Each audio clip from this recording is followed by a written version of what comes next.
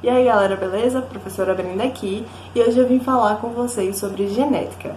Tá, então antes de entrar de fato nas ideias do Mendel, a gente precisa lembrar um pouquinho da ideia, né, de síntese de proteínas e daquelas etapas que acontecem, né, da replicação primeiro do núcleo, depois a transcrição do DNA em um RNA mensageiro e a tradução desse RNA mensageiro pelos ribossomos. Então, antes de entrar nas ideias do Mendel, eu preciso falar para vocês alguns conceitos importantes.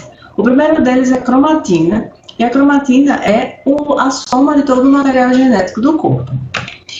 O cromossomo, então, é aquela estrutura condensada de todo esse DNA da célula no momento da divisão celular. Então, na hora que a célula vai se dividir, ela precisa primeiro aumentar de tamanho para se dividir na metade, para que as células filhas tenham a mesma quantidade de material genético que a célula mãe. Então, não teria espaço para tanto DNA se ele não tivesse sendo condensado. Então, esse material genético condensado é chamado cromossomo. Preciso chamar a atenção também para o conceito de cromossomos homólogos. Então, lembram que os nossos cromossomos estão dispostos em pares, né? Eu tenho 23 pares, ou seja, 46 cromossomos. Cada par dele, eu coloquei aqui na telinha para vocês, então, digamos que essa área verde está indicando a cor dos olhos. Então, está indicando a sequência de bases nucleicas, aquela pinca, o codo, né? Eu tenho essa indicação aqui, dessa faixinha verde, e essa faixinha verde está indicando a informação para a cor dos olhos. Da mesma posição, espelhada, na verdade, eu tenho no meu cromossomo homólogo a mesma. Então, cromossomos homólogos são os cromossomos que estão pareados e contêm a mesma informação genética. Falando em informação genética, então essas regiões específicas que contêm essa informação são chamadas de genes. E os genes, eles são formados por aqueles conjuntos de bases nitrogenadas. Então, nos cromossomos homólogos, eu tenho cromossomos pareados entre si com a mesma informação, né, como eu falei antes, e para essa informação A, por exemplo, eu tenho o gene A de um lado do cromossomo igual ao gene A no outro cromossomo. Isso é chamado de genes alelos. São genes, então, que estão pareados em cromossomos homólogos e eles designam aí a mesma informação. Por exemplo, eu tenho uma informação vinda do meu pai e eu tenho informação vinda da minha mãe. Dependendo da interação desses genes, se eles são dominantes ou são recessivos, a gente já vê isso, eu vou ter a expressão dessa característica no meu corpo.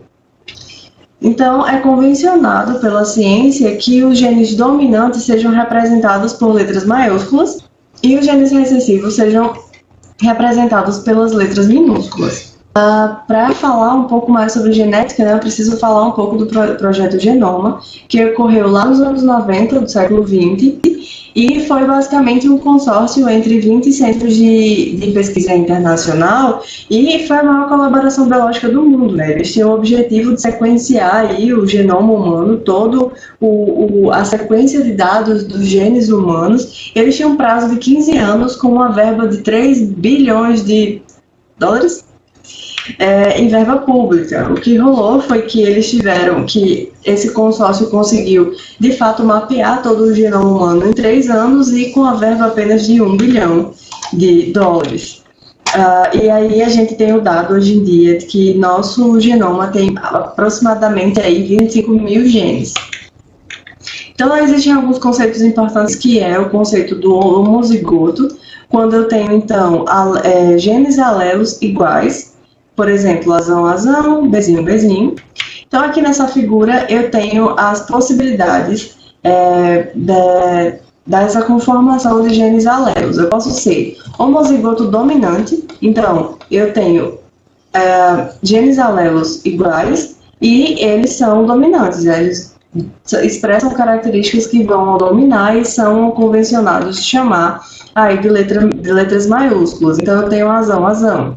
Eu posso ter um heterozigoto, então, que eu vou ter um gene dominante, um gene alelo dominante com um gene alelo recessivo, E eu posso ter um homozigoto recessivo, que aí eu vou ter dois genes alelos recessivos. Digamos que isso aqui seja que esse gene azão seja a informação que vai codificar a cor dos pelos em vacas. Então, se a vaca tem Então, se a vaca tem os genes alelos na célula dela, né? Na célula dela vai ter o gene alelo azão, e azão significa preto e azinho significa branco. No azão eu vou ter uma vaca preta.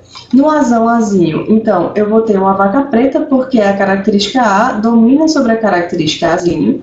E nesse terceiro exemplo aqui, do homozigoto recessivo, eu vou ter uma vaca branca porque eu tenho dois genes alelos recessivos.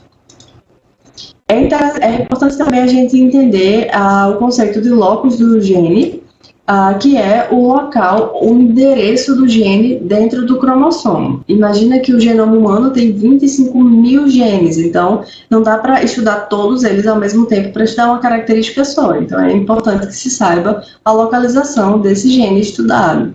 E eu tenho mais dois conceitos cruciais para a gente entender, que é o conceito de genótipo e o conceito de fenótipo.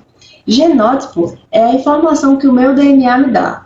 Eu tenho genótipo para olhos verdes. Eu tenho genótipo para os olhos castanhos. O fenótipo é essa informação do DNA, ou seja, o genótipo, mais a influência do meio ambiente. Então, um exemplo bem clássico disso eu tenho genótipo para cabelos loiros ou para cabelos pretos. E o que frequentemente a humanidade faz é pintar os cabelos. Então, eu ter cabelo colorido não quer dizer que no meu DNA tem essa informação para cabelo colorido. Então, o que eu mudo é o fenótipo. E aí, sacaram? Espero que sim, e então eu vou deixar passando aqui nas próximas imagens 5 questõezinhas aí sobre o assunto de vocês. Não precisam me mandar agora, ok? Até o próximo vídeo.